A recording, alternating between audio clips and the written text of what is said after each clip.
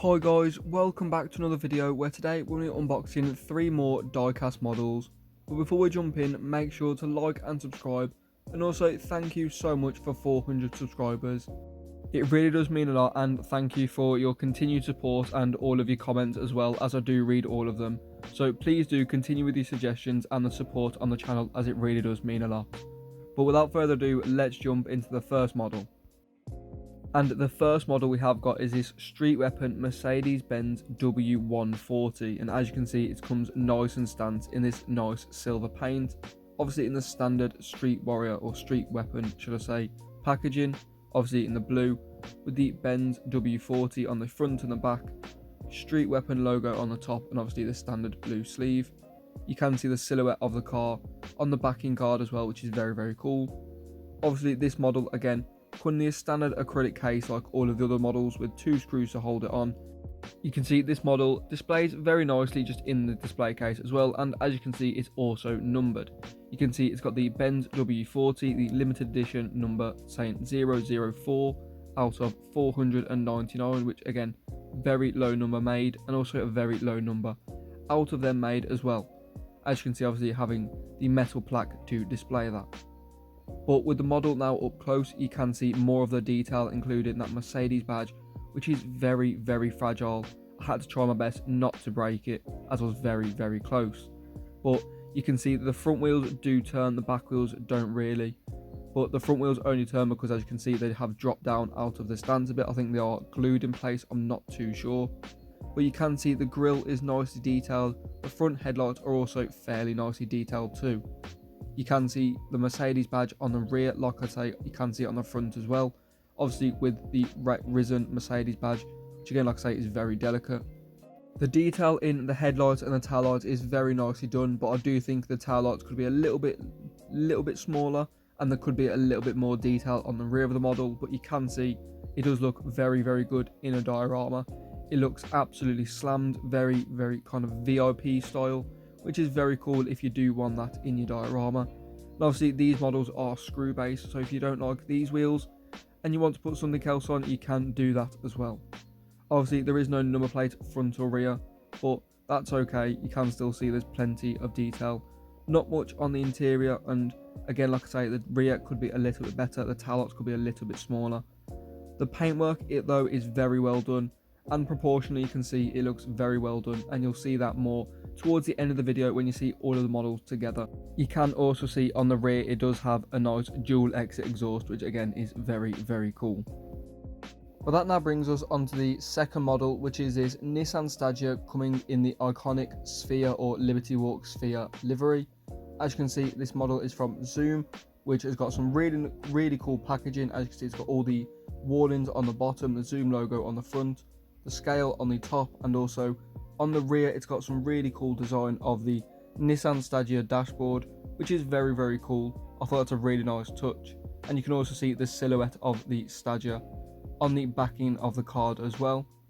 Now the model displays very nicely in the case, just like the Mercedes. To be honest, all of the models actually display very nicely in the display cases, but you can see unfortunately this model isn't numbered like the Mercedes. It's just got the Zoom and the Stagea R34 on the metal base plate, as you can see.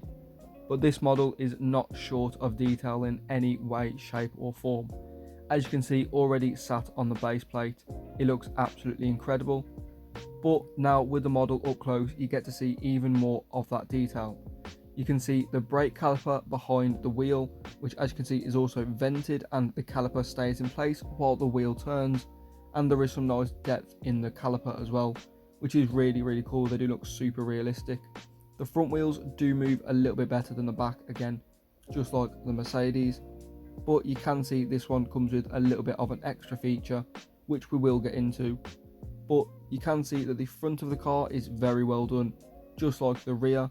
You can see it's got the Nissan on the intercooler and also the Stagea plate. It's got all the decals and the heated rear window feature. It's got the roof rack. The rear lights are very well proportioned, and it's even got decals on the windows, the window banner, and like I say, it has got the extra feature of the opening hood, which is very cool, with a very detailed engine bay. Now, this doesn't have a bonnet stay, which is a little bit unfortunate. As you will see, it does randomly close on me, but again, it's not the end of the world. You can make one fairly easily and just paint it silver out of a little matchstick or something, which I've seen plenty of people do. Now, as you can see, the engine is not badly detailed at all. You can see the pipework is all individually painted, the engine cover as well, and also coming with a strut brace. You can also see that the bonnet does fit very nicely. There is a little bit of a gap, but it's not too bad. And obviously you can see proportionally it looks absolutely excellent. The colours really pop, the paintwork is really well done. And the interior, you can't go without mentioning that too. It has got Recaro race seats, which is very cool. As you can see the Recaro on the seat, you can kind of see in the picture there. But like I say, unfortunately, this model doesn't come with a bonnet stay, but like I say, the bonnet does kind of stay up, but you do have to be careful, it will randomly close at any point with just gravity, I suppose. But again, you can make one, like I say, fairly easy. Overall, I do think Zoom do a very good Nissan Stagea. As you can see, it comes with that detailed engine and the opening bonnet feature. The paintwork is very well done, and the detail is absolutely phenomenal as well. You can see the vented brake discs, like I mentioned, the detail on the tail lights and the headlights, the detail on the interior, and like I say, the engine as well. And overall, this model is just very well done. But that now brings us on to our third and final model, which is this cool art Porsche Carrera GT, which as you can see comes with a little roof accessory, or the little roof piece as an accessory, should I say.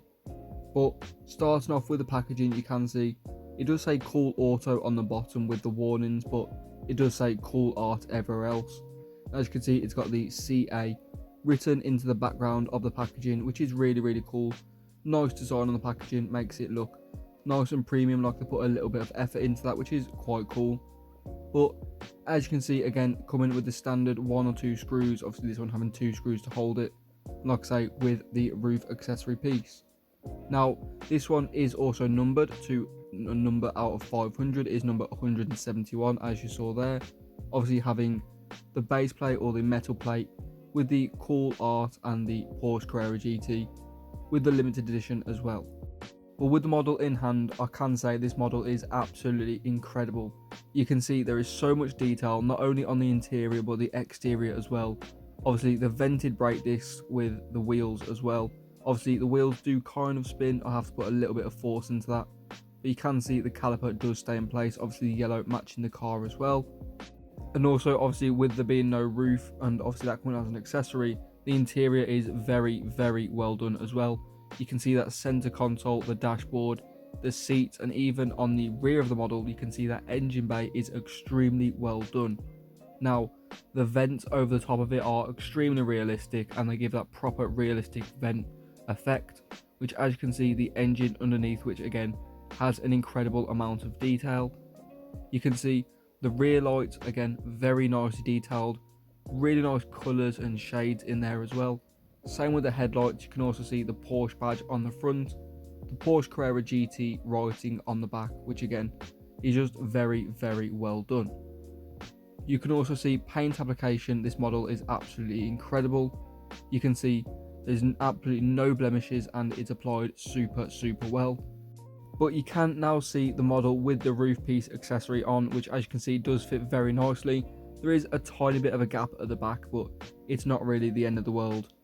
But again, overall, like I say, this model is extremely well done.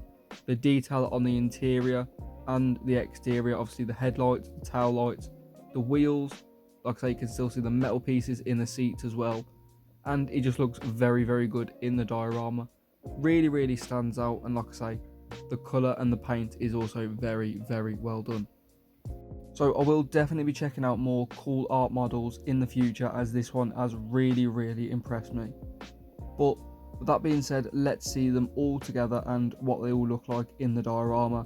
As you can see, they all look very good, but let me know which one's your favourite, and if you have got one, which one have you got, or which one will you be getting. But that is going to be it from me, guys. Thank you so much for watching. If you have enjoyed, make sure to drop a like and subscribe if you are new. But thank you so much for watching, and I'll see you all next time.